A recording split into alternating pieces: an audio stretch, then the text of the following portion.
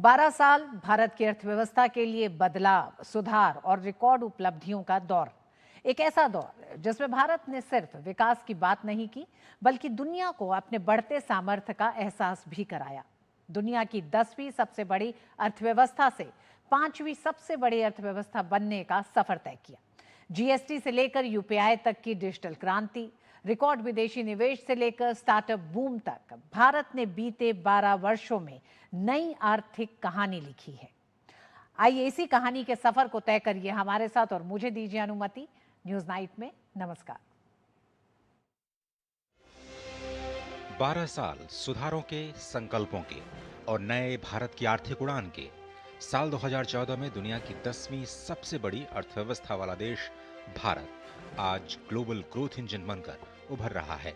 अर्थव्यवस्था को गति देने के लिए आजादी के बाद का सबसे बड़ा टैक्स रिफॉर्म के तौर पर आया जीएसटी।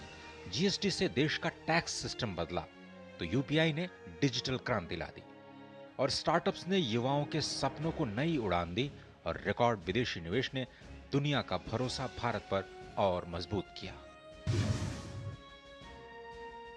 आंकड़े गवाह हैं कि बीते 12 वर्षों में भारत ने सिर्फ विकास नहीं किया, बल्कि विकास का नया मॉडल दुनिया के सामने पेश किया।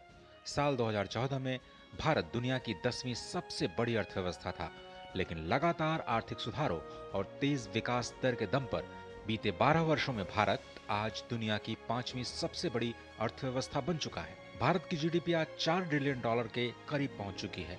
इस बीच भारत की औसत विकास दर दुनिया में सबसे तेज रही। कोविड और युद्ध की मंदी के बीच भी औसतन विकास दर 6.5 से 7% के बीच रही और दुनिया भारत को भविष्य के ग्रोथ के इंजन के तौर पर देख रही है। जीएसटी आजादी के बाद देश का सबसे बड़ा टैक्स सुधार। पिछले एक दशक में वस्तु और सेवा कर यानी जीएसटी ने भारत की टैक्स व्यवस्था में बड़ा बदलाव किया। पहले अलग अलग टैक्सों की जटिलता से व्यापारियों और ग्राहकों दोनों को परेशानी होती थी, लेकिन जीएसटी आने के बाद एक देश एक टैक्स व्यवस्था लागू हो गई। इससे टैक्स प्रक्रिया आसान, पारदर्शी और ऑनलाइन बन गई। छोटे व्यापारियों को डिजिटल प्लेटफॉर्म से जुड़ने का अवसर मिला और टैक्स चोरी पर भी काफी हद तक लगाम लगी।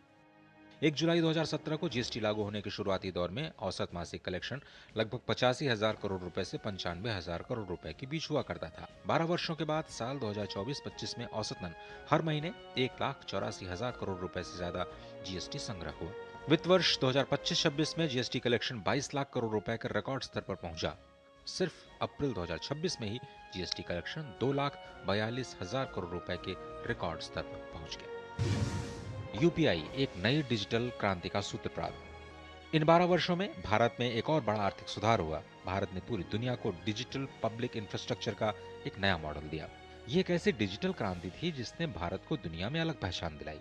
यूपीआई यानी यूनिफाइड पेमेंट्स इंटरफेस आज भारत की सबसे बड़ी फिनटेक सफलता बन चुका है। 2016 में जब यूपीआई क्रांति की शुरुआत हुई तो साल 2016 में शुरुआत काफी छोटी थी। पहले महीने में केवल 373 ट्रांजैक्शन हुए थे। करीब 21 बैंक इसके साथ जुड़े थे, लेकिन लोगों ने धीरे धीरे इस डिजिटल भुगतान प्रणाली पर भरोसा जताया। पहले ही साल यानी 2016-17 में लगभग 2 करोड़ लेन देन दर्ज किए गए।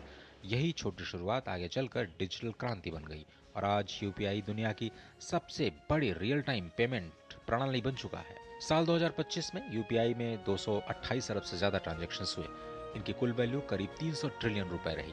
दिसंबर 2025 में अकेले 21.6 अरब ट्रांजैक्शन हुए, जो अब तक का रिकॉर्ड है।